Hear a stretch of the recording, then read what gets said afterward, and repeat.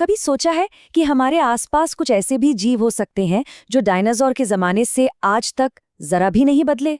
ऐसा लगता है मानो इनके लिए एवोल्यूशन की घड़ी ही रुक गई हो, या शायद कहानी कुछ और ही है। तो चलिए आज इसी राज से पर्दा उठाते हैं, लिविंग फॉसिल्स के इस अजीबोगरीब दुनिया में। इस पहेली की शुरुआत होती है चार्ल्स डार्विन के एक बहुत ही दिलचस्प ख्याल से। उन्होंने कुछ प्रजातियों को देखकर कहा था कि ये समय में जम सी गई हैं, मतलब बिल्कुल अतीत की जीती जागती तस्वीरें। सुनने में तो ये बात बहुत कमाल की लगती है ना? लेकिन सोचिए जरा, क्या हो अगर ये सिर्फ एक धोखा हो, अगर घड़ी धीमी नहीं बल्कि टूटी हुई हो? क्या हो अगर असली कहानी हमारी आंखों के ठीक सामने लेकिन फिर भी छुपी हुई हो? अच्छा, इस गुत्थी को सुलझाने के लिए हमें समय की एक गहरी नदी में उतरना होगा, और वहां हमारी मुलाकात होगी हमारे पहले किरदार से, गार मछली से। ये देखिए, ये है गार। इसे कोई आम मछली समझने की गलती मत कीजिएगा। ये तो डायनासोर के जमाने का एक बख्तरबंद तैराक है। मतलब इसे देखना ऐसा है जैसे टाइम मशीन में बैठकर लाखों साल पीछे चले जाना। और पता है, ऐसे ही जीवों को वैज्ञानिक एक खास नाम देते हैं, लिविंग फॉसिल। मतलब एक ऐसी प्रजाति जो अपने लाखों साल पुराने पूर्वजों की कार्बन कॉपी लगती हो।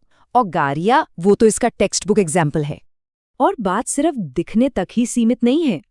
वैज्ञानिकों ने जब इसके जेनेटिक कोड को देखा तो वो भी हैरान रह गए। पता चला कि गार का डीएनए दूसरे जानवरों के मुकाबले हजारों गुना धीमी रफ्तार से बदलता है। हजारों गुना। और अब जो बात सामने आ रही है वो तो दिमाग घुमा देगी।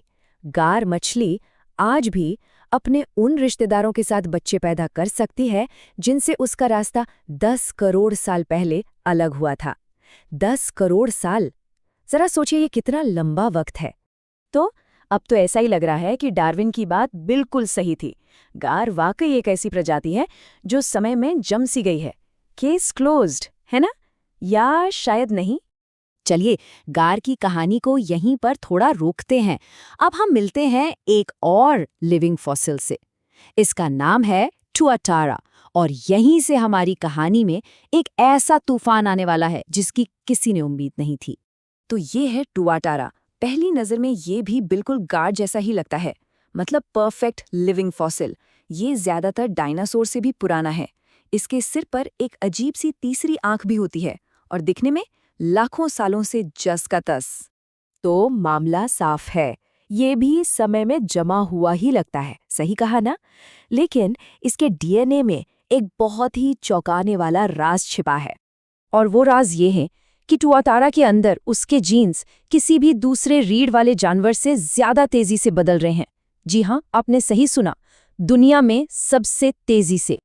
तो अब हम एक बहुत ही अजीब मोड़ पे आ खड़े हुए हैं। एक तरफ गार्स और दूसरी तरफ टुआटारा, दोनों बाहर से एक जैसे लेकिन अंदर से बिल्कुल अलग। चलिए अब इस नई हकीकत को समझने की कोशिश करते हैं। तो यहाँ देखिए, समय के दो बिल्कुल अलग रास्ते। एक तरफ गार है जिसका बाहरी रूप भी पुराना है और अंदर जेनेटिक बदलाव की रफ्तार भी कछुए जैसी धीमी है। और दूसरी तरफ है टुआटारा, जिसका बाहरी रूप तो पुराना है पर अंदर जेनेटिक बदलाव की रफ्तार चीते जैसी तेज है। ये जो चार्ट है ये इस फर्क को और भी साफ कर देता है। गार में दिखने वाला बदलाव ना के बराबर है, वहीं टुआटारा में जेनेटिक बदलाव आसमान छू रहा है। मतलब दो जीव, एक जैसा भेस, पर विकास के बिल्कुल अलग अलग खेल।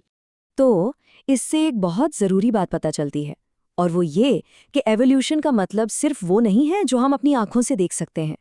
असली खेल तो स्किन के नीचे डीएनए के लेवल पर चल रहा होता है। इसे हम कह सकते हैं विकास के दो खेल। पहला है गार का तरीका, धीमा और स्थिर, मतलब एक सफल बॉडी डिजाइन मिल गया तो उसे लॉक कर दिया।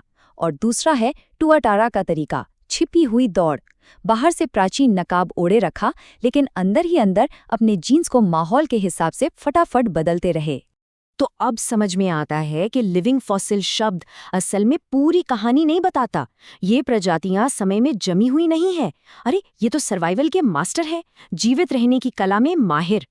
और ये हमें एक बहुत बड़े सवाल पर लाकर छोड़ देता है कि हमारी नज़रों के ठीक सामने और ऐसे कितने राज छिपे हुए हैं जो बस अपने खोजे जाने का इंतजार कर रहे हैं।